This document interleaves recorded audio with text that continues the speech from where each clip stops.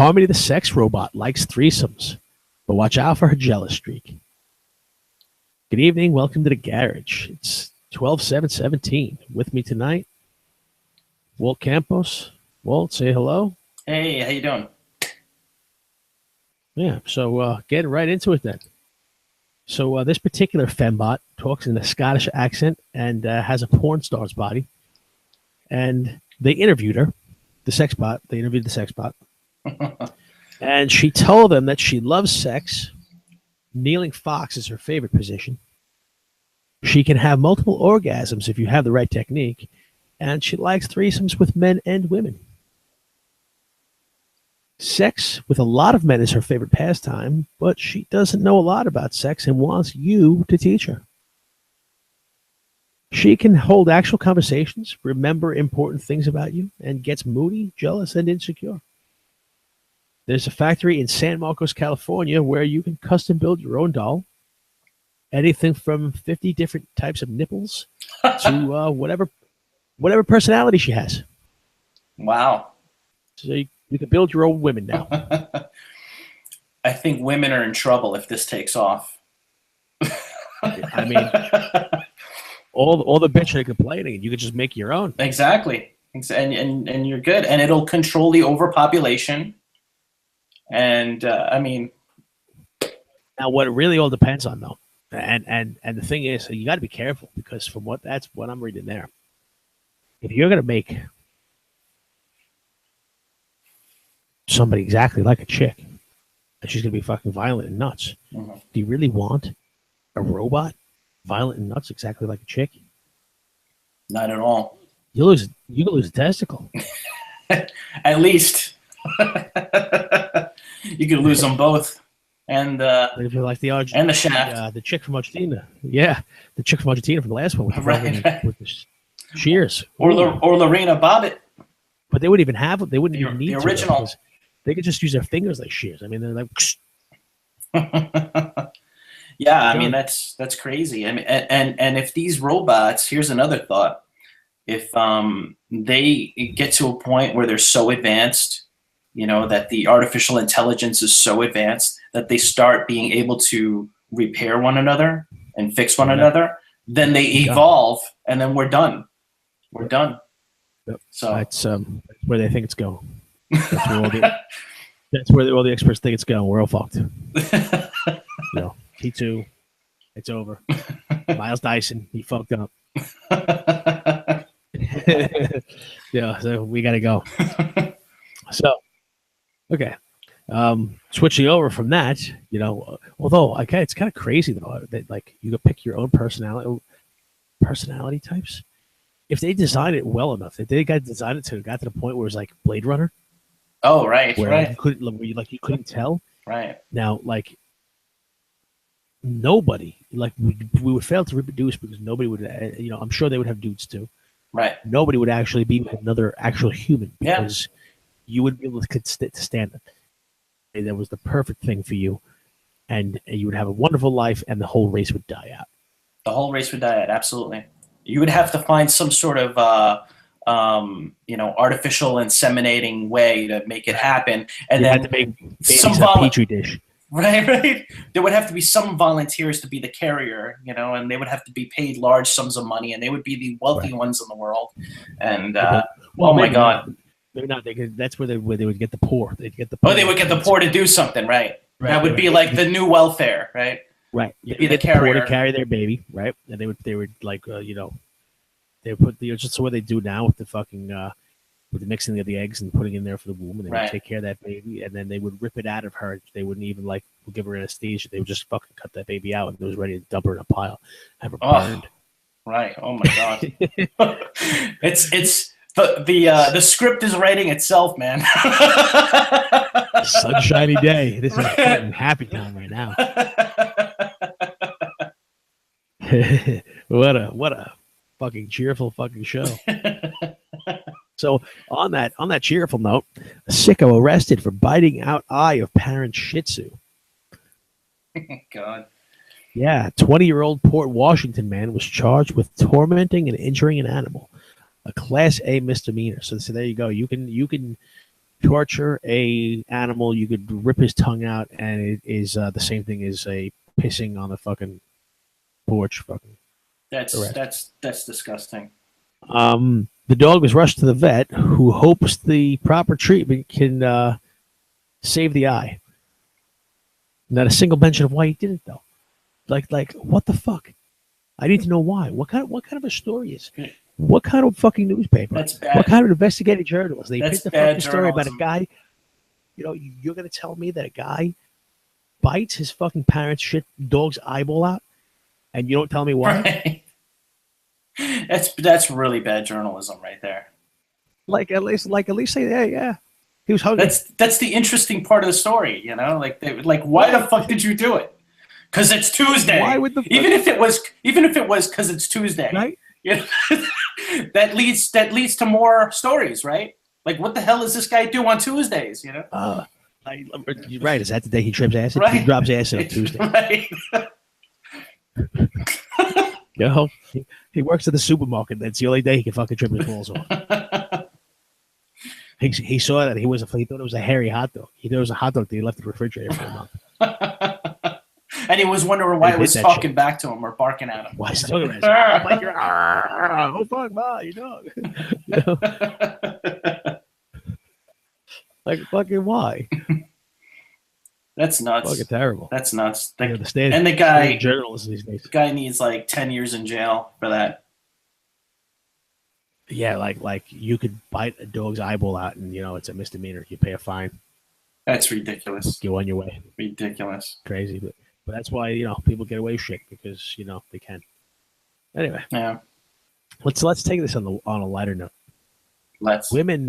It's it's the holidays. The holidays are coming around. I finished all my Christmas shopping for my kids. That's nice. Nice. So in the holiday spirit, women are now decorating their boobs to look like reindeer. Can I honk Rudolph's nose? I would like to see how bright his shiny red nose is. So how's that spread as a holiday cheer? It's a new, apparently it's a new spin on the ugly sweater thing. So you dress up one of the twins like Rudolph and share the boobs. People are sharing them. Hashtag Rudolph boob. Nice. I got to check that out. So that's nice. Everybody loves boobs. Boobs for the holidays. Oh, it's all about boobs. It's always been about boobs. But you can't go wrong with a little holiday boobage. Not at all. I say that. Get your eggnog here.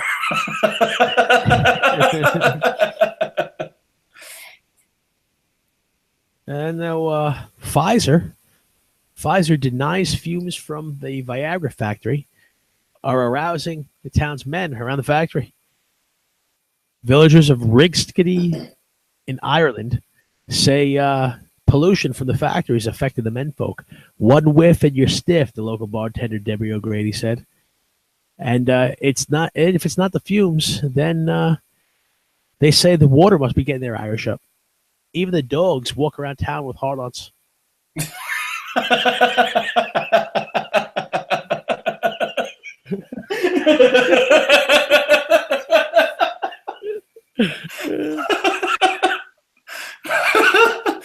It's like Pfizer, of course, denies this. It's so funny. Like you can learn a lot about society just by watching the dogs in that society. Like in France, dogs smoke, right? In Ireland, they apparently all have huge raging hard-ons. Yeah. If you live in a town where the dogs all walk around with hard-ons, there's something going on there. That's where the news is, right there.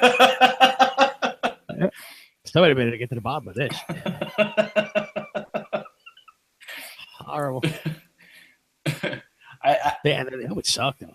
That would suck. I would think that is probably the most miserable time. Although, from when you read the article, right, the ladies don't sound too upset.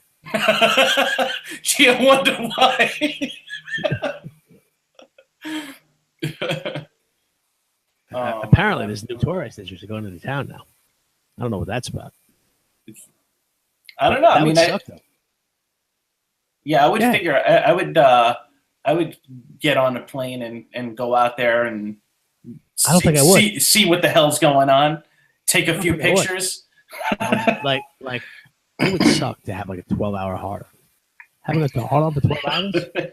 No. Fuck that. No. Why would you want that? No. Can you imagine that? Can you imagine like, having a hard on and then coming and then it's still hard and then you're like, you can't, for the life of you can't relax?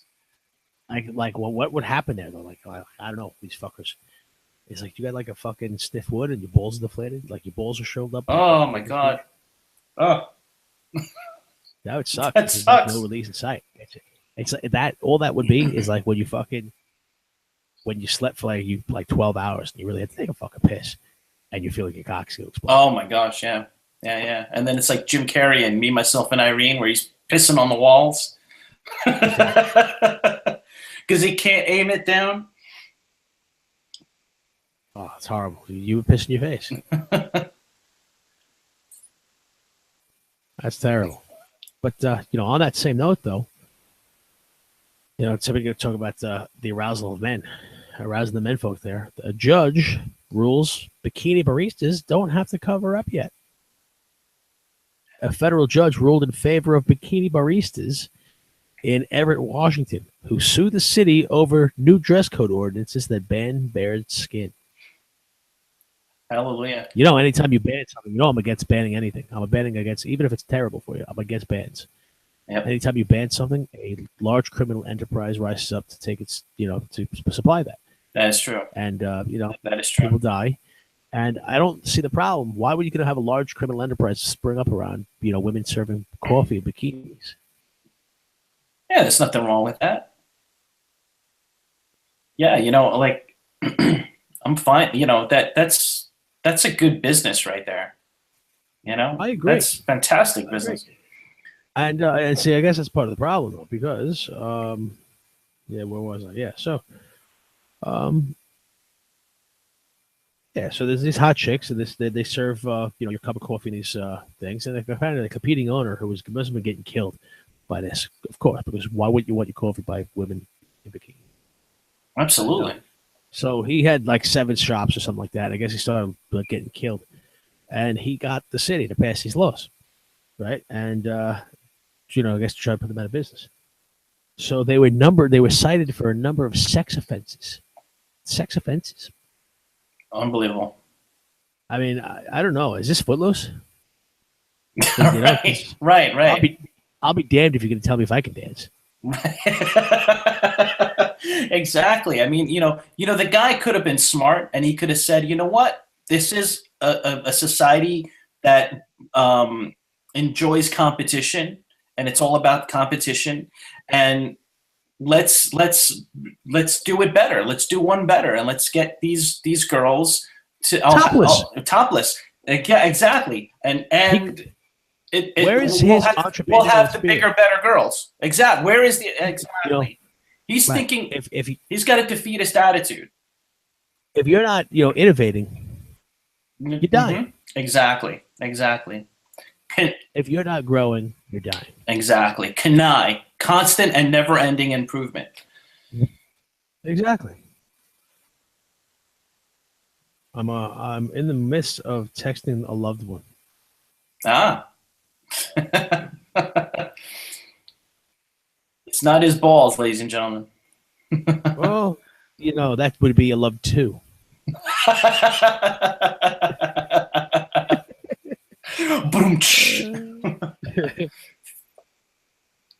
Yeah, so that's I don't get it. Like, they had a study during the recession where everybody else was getting killed. Restaurants like Hooters, up 30%. Right. Yeah, they were up 30%. They made a killing, because everybody knows that. That's why all the fucking the sexual harassment shit is overblown, because it's all bullshit. Because people want what they want, and that's what they want, and everybody knows that, and everybody's been profiting off that forever. Everybody knows that's how people get their jobs at the time. Right. So what the fuck? Right. It reminds me of that. Do you remember American Beauty? with Kevin Spacey. Remember in that movie, he basically he wants out of his job, so he's basically wants like a year's severance, and he's like, oh, I can walk out of here, and how are people going to know that that you didn't, yeah, exactly, or was it a blowjob, whatever it was, but yeah, that's basically it. Yeah, well, how do you prove that? How do you prove that he didn't? So right, and now we know that he's a method actor. Somebody used that line. Somebody used that line on him, right, and that's how he got that. That's how he knows. I've got a great one-liner for this. If I had a nickel for every time I heard that one. Exactly. So if you want to check out, there's a place in I think it was Seattle or someplace in Washington. There's a competitor for that Bikini Baristas, and I saw this online. It's called Bikini Beans Espresso, and there's the woman who is in charge of that. I think she's either the manager or she actually owns the place. Her name's Carly Jo Howell.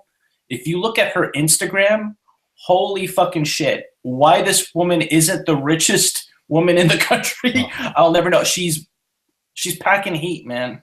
Well, that's, yeah, I mean, that's why she's so unbelievable looking. Heat those beans. Oh my God. She's pretty perfect. Yeah.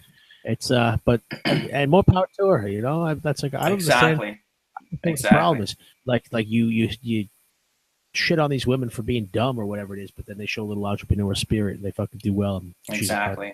And if she owns the place, I think she is actually pretty brilliant for knowing what her strengths are and taking advantage of that. Yeah, exactly. It's about knowing your limits and knowing how to push them. Exactly. How long have I said that for us, for Mendoza Presents, that we gotta get the same thing because everybody likes hot chicks. Exactly. So buy my book. Buy his book. It's good. I've read it. All of them. Exactly. Yeah. Well, so one day, hopefully that'll work out. But that's where we start getting interviews and we start getting fans. Yeah. And then it'll compound at that point. Yeah. Yeah. Exactly. So, wrapping up the last one here. This is interesting. Woman caught trying to smuggle 227 pounds of bologna. Like, how much is 227 pounds of fucking bologna? What do you fucking do it? That's a shitload of bologna. What do you do with all that bologna? I can't Customs. imagine. Yeah, Customs and Border Protection agents in El Paso, Texas, found her trying to carry the contraband Mexican bologna. It's the worst. That's worse. 227 pounds of Mexican bologna. Is that some sort of inferior bologna? Is that what that is? Well, I can't. Mexican pigs are worse. I can't. Well, here, look. Here. Okay, so she tried to smoke the U.S. 23 tubes of meat were hidden under the rear seats. Oh tubes of meat? What's a tube of meat? Oh my God! What the hell? Tube of meat, like a tube of toothpaste. You squeeze it out. Oh my God! So it's like Spam? Well, it's bologna. Lips and ass, baby. Lips and ass. So bologna has pork in it, which is not allowed into the country from outside. Oh, right. We only get our own pigs. Lips and ass are destroyed, and she was given $1,000 fine. Which is, I guess, it's cheap for 227 pounds. Yeah. You got off light. You got off lucky. Yeah. Like, what would happen if somebody in America ate that?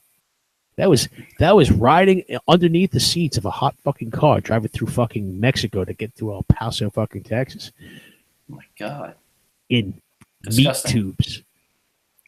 Meat tubes. Tubes under the seats in the heat. I hate when my food touches my other food. So I can't even imagine eating tubes of bologna. You know what tallow is? You ever heard of tallow? Tallow? Tallow. Yeah, tallow. What is that? This is gonna be the nastiest thing you've ever heard in your life. Oh my God. You gotta look at the back of like snack cakes specifically, like Suzuki's or like Twinkies, shit like that. You know. And look to see if there's tallow on the back. I don't know if they even use it anymore. They used to use it all the time. But what tallow is there's a truck when grocery stores throw out their old meats, like the ham that didn't sell. They throw that shit out. Right. The tallow truck comes to get them. It collects all the old meat, right? And they take it back to the tallow factory, and they grind up all that nasty old rotten meat. They grind it all up to get into its fatty parts. And then they use the fat from all that nasty fucking ground up rotting meat. And they use that as like like to fucking cook in mass processed fucking food. Yeah, like Crisco. They use it like Crisco, like grease. Oh, yeah. That's not good. And essentially, bologna is essentially that pushed into a meat tube. It's a good thing I haven't eaten bologna in a long time. I don't plan on doing that anytime soon. Hot dogs too. Hot dogs are beef hot dogs. Hot dogs. What do you think a beef hot dog is? Oh my God. Beef lips and ass. Oh, tallow truck. That's horrible. So when did they use tallow? Was this in the 70s or something? Or dude, this has been in the 90s. In the 90s. Oh my God. As definitely as late as the 90s. And I heard about it when I was a kid. That's when I learned about it. But yeah, it was definitely as late as the 90s. Now, when you talk about inferior, is Mexican bologna inferior? Right. Well, if bologna is essentially the scrapings of the tallow truck, and you have the truck that collects the rotten meat somewhere in the United States, from the grocery stores in the United States, and the trucks that collect the rotted meat from the grocery stores in, say, like Mexico City. Right. I don't know. I mean, I guess they're both rotted meat, but I would think like the refrigeration in certain places is not right. Up to standards, right? Exactly. Right. I'm sure there's some places that have standards. Yeah. At least here we have some sort of regulations, right? So exactly. Exactly. So you don't know what condition that tallow truck is in. You don't know what's dripping in there. And the dude that came all over it for some reason because he has a bologna fetish.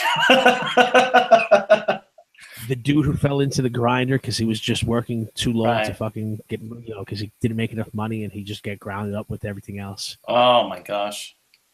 Yeah, with his clothes too and his boots and everything all in there, And the guy going, oh well, all in that meat tube in the heat in the back underneath the seats, driving through the fucking. Oh my gosh. That's appetizing. That it could be in your sandwich. You don't know. Oh my gosh. Yeah, I may not eat for a couple days after that story. I'm gonna need a couple days to recover. Is that one of these bologna tacos? Nah, that's pork beef. That's pork belly. Want some tallow burger? Got some mayo with that? Oh, horrible. Yeah, there's some nasty shit, man. The world is nasty. If we could get Mark on here to do a spot just on the nasty shit that goes on in your food. Why? Because he's an expert? Well, because all the conspiracy shit that we're into, he got into a lot of that stuff. Too. So like, one of the videos he gave me a bunch of videos to watch. One of them, the meat industry, right? Right. The meat industry, the entire meat industry in the United States, is controlled by McDonald's. McDonald's is the biggest meat contract in the country. Interesting. Now they've been losing money the last few years, but yeah. So like what it is so like to get the McDonald's contract makes you for like a couple of years, right? 2-3 years, you're set. Right. Well, you don't have to worry about anything else. You know what I mean? But to do that, you have to have your stuff at a certain standard. And now there are basically 3 meat companies in the entire country. Every farm, everything else is a subsidiary of 3 major beef companies. This is as I'm told. I'm not saying this is an expert. This is as this story was relayed to me. Mm-hmm. So yeah, somebody could easily refute me and say you're full of shit, and maybe I am. Right. Somebody looking at their smartphone right now, trying to refute you. It's not my shit that I'm full of. It's somebody else's. Sounds like a Mexican talent truck. It's tubes of someone else's meat. Oh, that's horrible. Anyway, so like the three major companies which produce all the beef that you have in this country all have their standards to whatever McDonald's grade is. And because they're all fighting for the McDonald's contract every year, because that means they're set. Right. So all the meat that's out there, all the cows that are raised to make that meat are done to the standards of McDonald's, not the standards of some like high-end place or anything like that. Joy. So technically, you're basically always eating McDonald's meat.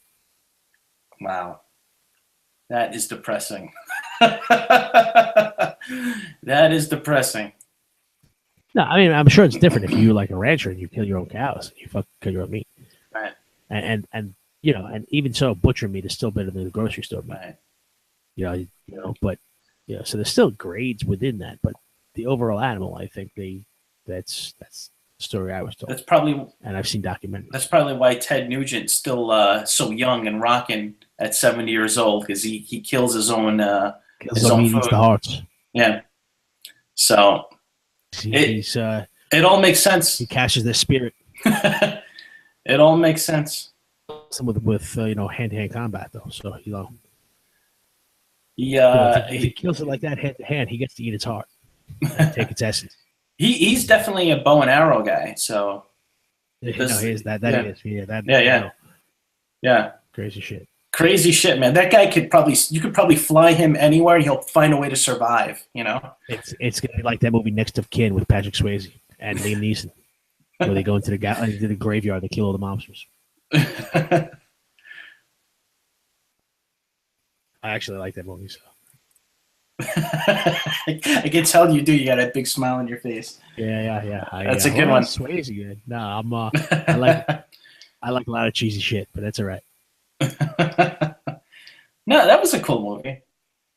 Yeah, so I mean that's pretty much the list. Fucking foreign baloney. Oh my god. But yeah, there's one. Who killed the electric car? That's a good one. I heard of that one. I think you've mentioned it before. Yeah, I probably have. Yeah. Because that's when we did the podcast. I think you were mentioning it back then. Probably because that's about the time that I was watching it too. Yeah, because that shit is crazy. Like now they still don't have them. You're talking like 20 years ago or something like that. Right. They should have had. They had a model 20 years ago that was already as fast as the cars that were on the road. Oh my gosh! Shut it down. I was telling. Speaking of our old podcast, I was telling a friend recently about our podcast, and I was telling him how proud I was of a lot of the shows that we did back then. And one episode came to mind about the that I was thinking about showing him was the one about the serial killers. We were talking about serial killers and psychology and all that, and it was like a really interesting episode. I don't know if you remember that one, but I don't know. I don't know about I don't know about the episode itself, but I'm positive that it had to do with because we always talk about social dynamics and stuff too. Yeah, I'm sure that it had to do with how the same exact characteristics that make somebody good at picking up women are the exact same characteristics that make you good at being a serial killer. It's the same exact moves and the same exact mindset and everything. We were mentioning that absolutely. It had to do with that. Yeah, and the reason for that, I'll tell you this, because at that time, I had just finished writing VPI, and right.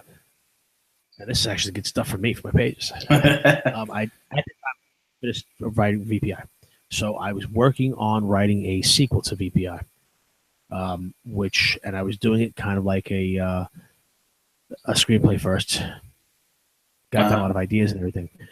But one of the main characters in that, one of the things that makes that story that I was working on move is a serial killer character. Right. But I wanted to make it good, so I did hours and hours and hours and hours of research on serial killers. I spent like an entire 4-day weekend doing nothing but watching videos about serial killers, reading articles about serial killers, going online, reading shit about serial killers, spent literally to the point where after 4 days of watching nothing about serial killers, I was disturbed. Absolutely. And then we did the show, the right after that. Right. So, yeah. So, and especially at the time that we were doing all the social dynamic stuff, we were learning all, I was in school learning, for getting a social science degree, studying about life coaching. So, and it's all connected. Yeah. It's all the same kind of, sociopaths and all the same field, all the same, trigger points and shit like that. So, yeah, I'm sure that was an interesting show to go back and listen. Yeah, absolutely. Yeah. So I was thinking about, having them listen to that, and maybe we could do something similar in an upcoming episode here. That would be interesting, and maybe invite Tracy and see if she would do it. Yeah, I wouldn't mind doing that. Have a little reunion. Serial killer one, because there's a lot of stuff that still stands out, like things like female serial killers. Yeah, they say they probably as many or more female serial killers as men, except that they never get caught. They never get caught because the way they ways that they do it is usually poison. Right, and so they have no idea how many female serial killers are out there that could be. Yeah, and it's it's also the profession that they choose. Because they could be nurses, they could be cooks. So every time you do hear about a female serial killer getting caught, it's at an old folks home. Yep. And they kill 45 people died on their watch. Yeah. Us guys, we're messy. We get an axe, we get a gun. Yeah. We're messy. We leave clues everywhere. Women, yeah, man. Sneaky fucking bitches, man. At least my wife, when she threatens me, she puts the knife to my eye. Herself, Right. Stabs you in the front, maybe, right? Right. She'll stab you in the knee and blame the lawnmower. Oh, man. Yeah, exactly. So, yeah, so that's a crazy thing. And the the serial killers, the active, how they have no idea how many active there are, because what they're good at is killing people, so they don't leave clues. Yeah, exactly. And that's the thing. So they find one of them gets caught because of something else, a broken taillight, something like an accident, something stupid. Right. Fighting a traffic ticket, right? Exactly. Right. It's always something fucking ridiculous that gets them caught, and it's never had to do with the murders themselves, because the people they pursue are people that are generally, nobody would know that they disappeared for a while, right? Or care, right? It's pretty creepy when you read about it, especially knowing that that it could be somebody you're next to, it could be somebody you talk to every single day. You would never know. Right. And most of the time they're charming, right? Most of the time, they're the fucking life of the party. They're the person they're the person you would least expect. Right. Every time. Yeah. And that's why they're successful. Right. I mean, it's almost like you have to think about everyone you know, and think, who is the least likely to be a fucking serial killer? It's him. That's it. Yep. Yeah, but of course, the minute you start thinking that's when they flip the script. Right. And it's the guy you thought was most likely. Oh, yeah, this guy's a fucking serial killer. That's what they did. That was funny. That's what was funny about was the Scream movies. The first one, the ones that were the most likely to do it ended up being the ones, which is a complete reversal. Yeah, but and then whose fault is it? dude, all the fucking signs were there. You thought it was this right, guy? right. Like even in the beginning of the movie, the one guy's telling the other guy, what are you doing? What are you doing? You know, like, why are you telling them that? You know, it was like it was right there. That's like, you know, it's like the scene in the horror movies, in every horror movie, where the girl's going like opening the door that they shouldn't open, and you know the black lady's yelling in the movie theater, "Girl, don't go in there." You know? You know the fuck I'm talking about. I know exactly what you're talking about. That's your ass. Why my asshole? Why my asshole? Yeah, exactly. That's you know that scene. Everybody knows that scene. Absolutely. Yeah, fucking horrible. Anyway, yeah, I'm a little tired tonight. Fucking, right, yeah, it's actually we actually were on pretty a while. I don't know when I started recording, but I probably have an hour's worth of recording. Yeah, and I think we were on par. I think we were spot on a lot of it. So. Yeah. The only thing I'm really worried about is the part where I had to go around because my kid was there, because we were on a kind of a roll, and because the intro was in there, we're in the middle of the segment, and then I was sort of having to go writing out, and then we picked up. You know, so I got to see how that's going to look in editing, but it'll be all right though. Yeah, you'll be all right. Yeah. Yeah, you know. And I have a feeling other than if we have dead air, and again when you're listening to the recording, that dead air isn't nearly as long as you thought it was when you were doing it. Exactly. Unless we have that, we might have another one we have huge sections straight through. Yeah. Yeah, exactly. So that'll be good. Absolutely.